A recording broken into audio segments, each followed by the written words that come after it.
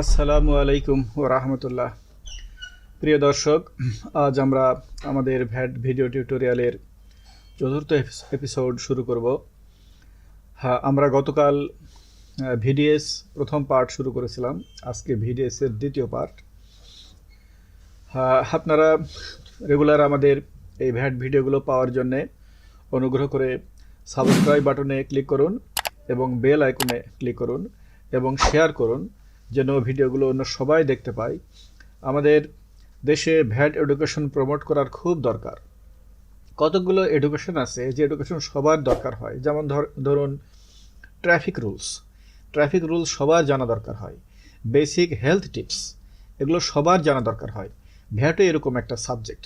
VAT এমন একটা subject, প্রত্যেকটা মানুষ ভ্যাট প্রদান করে, প্রত্যেকটা মানুষ ভ্যাটের সাথে জড়িত। ভ্যাটকে বলা হয় সর্বাত্মক কর ব্যবস্থা। তো এই জন্যে প্রত্যেকটা মানুষের এই ভ্যাটের বেসিকটা জানা দরকার হয়। এই জন্য অনুগ্রহ করে আপনারা এই ভিডিওগুলো আপনাদের কন্ট্যাক্টে শেয়ার করুন, যাতে সবাই ভিডিওগুলো দেখতে পায়। আজ আমরা ভিডিএসের কতগুলো প্রিন্সিপাল আলোচনা করব। আজ এবং আগামী দিন আমরা কিছু প্রিন্সিপাল আলোচনা করব। এই প্রিন্সিপালগুলো ভিডিএস বোঝার জন্যে খুব জরুরি। যারা ভিডিএসের সাথে জড়িত, যারা সরকারি, আধা সরকারি, স্বায়ত্তশাসিত প্রতিষ্ঠান, ব্যাংক, বিমা, আর্থিক প্রতিষ্ঠান, লিমিটেড কোম্পানি, মাধ্যমিক এবং তদূর্ধ্ব পর্যায়ের শিক্ষা প্রতিষ্ঠান, এনজিও, স্থানীয় কর্তৃপক্ষ, এই সমস্ত প্রতিষ্ঠানে চাকুরি করেন, ফাইন্যান্স, প্রকিউরমেন্ট, এই সমস্ত ডিপার্টমেন্টে চাকুরি করেন, তাদের ভিডিএস খুব দরকার হয়।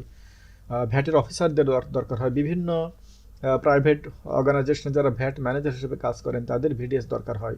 তারা যদি এই প্রিন্সিপালগুলো মনে রাখে শুধু, তাহলেই তারা ভিডিএসের যে প্রাথমিক যে বিষয়, ভিডিএসের প্রাথমিক বিষয় হলো কোনো একটা পারচেজের ক্ষেত্রে উচ্ছে ভ্যাট কাটা লাগবে কি লাগবে না, প্রথম কোশ্চেন। আর যদি কাটা লাগে তাহলে কত পার্সেন্ট কাটতে হবে, দ্বিতীয় কোশ্চেন। এই দুটো কোশ্চেনের উত্তর তিনি নিজে নিজে দিতে পারবেন। তো ভিডিএস কাটার কোশ্চেন আসে হলো যখন কোনো উৎসে কর্তনকারী সত্তা কোনো ক্রয়ের বিপরীতে যখন বিল পেমেন্ট করে। ধরুন হোটেল সোনারগাঁও ধরুন 10,000 পিস সাবান কিনেছে কোহিনুর কেমিক্যাল কোম্পানির কাছ থেকে। এখানে ক্রেতা হচ্ছে হোটেল সোনারগাঁও আর বিক্রেতা হলো Kohinoor chemical company. Hotel Sonargaon উৎসে কর্তনকারী কর্তৃপক্ষ। হোটেল সোনারগাঁও যখন বিল পেমেন্ট করবে, হোটেল সোনারগাঁওয়ের ফাইন্যান্স ম্যানেজার বা কোনো নির্দিষ্ট কোনো কর্মকর্তা যখন বিলটা পেমেন্ট করবেন, তখন তাকে বুঝতে হবে যে এখানে ভিডিএস কাটতে হবে কি কাটতে হবে না। একই সাথে টিডিএসও কাটতে হয়। টিডিএস হচ্ছে ট্যাক্স রিডাকশন অ্যাক্টসও, সেটা আমার সাবজেক্ট না, সেটা আপনারা কোনো ট্যাক্স প্রফেশনালের কাছ থেকে শিখবেন। আমি ভ্যাটটা নিয়ে ডিসকাশন করব। আজ শুধু কতগুলো প্রিন্সিপাল ডিসকাশন করব। আমি বলেছি উইথহোল্ডিং এন্টিটি যা কিনে তা দুভাগে ভাগ করা যায়। এক হলো পণ্য আর এক হলো সেবা। পণ্য আর সেবা।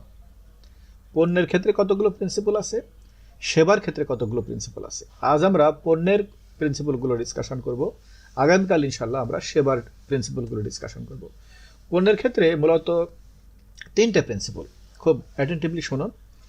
প্রথম প্রিন্সিপাল হলো পণ্যটার উপরে যদি ভ্যাটের হার 15% হয় আর যদি প্রপার ভ্যাট চালান থাকে, তাহলে ভিডিএস কাটতে হবে না।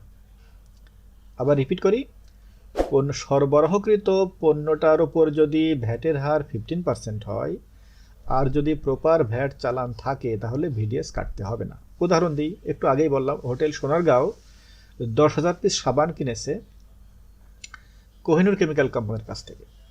Kohinoor chemical company proper VAT চালান সহ সাবান সরবরাহ দিয়েছে। যখন হোটেল সোনারগাঁও যখন পেমেন্ট করবে, তখন ভিডিএস কাটতে হবে না। এই ক্ষেত্রে যদি ভ্যাট চালান না থাকতো, ধরেন কোনো একজন উৎপাদনকারী সরবরাহটা দিয়েছে, সে উৎপাদনকারী হয়তো ধরে নেন যে কারণেই হোক সে ভ্যাট চালান ইস্যু করেনি। তো ভ্যাট চালান ইস্যু করেনি মানে এখানে ভ্যাট ফাঁকি হয়ে গেছে। এই ক্ষেত্রে হোটেল সোনারগাঁওকে উচ্ছে ভ্যাট কাটতে হতো 15%। সরবরাহকারী যদি পণ্য সরবরাহ দেয়, সেখানে ভ্যাটের হার 15%, আর যদি ভ্যাট চালান না দেয়, তাহলে 15% ভ্যাট উচ্ছে কাটতে হবে। 2টা প্রিন্সিপাল গেল। 3 নম্বর প্রিন্সিপাল হলো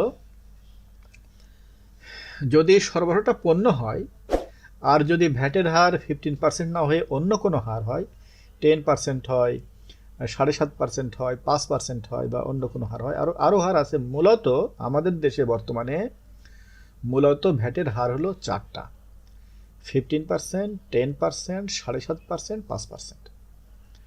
আর কতগুলো ফিক্স ভ্যাট আছে, পার টন এত, পার কেজি এত, এরকম কিছু ভ্যাট আছে, সেগুলোকে আমরা বাংলায় বলি সুনির্দিষ্ট পরিমাণ ভ্যাট।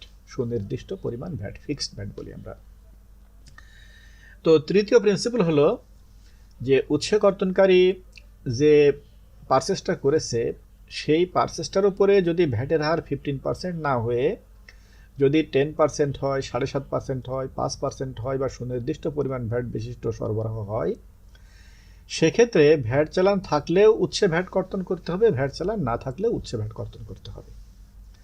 এই থাকলেও কর্তন করতে হবে, না থাকলেও কর্তন করতে হবে, তারপরে কি করতে হবে সেটা আমরা পরে বলবো।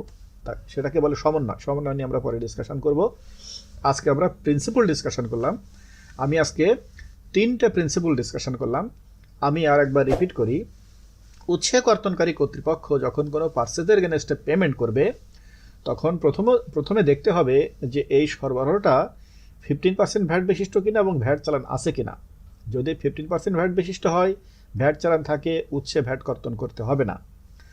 যদি 15% ভ্যাট বিশিষ্ট হয়, যদি ভ্যাট চালান না থাকে, তাহলে 15% ভ্যাট উৎসে কর্তন করতে হবে।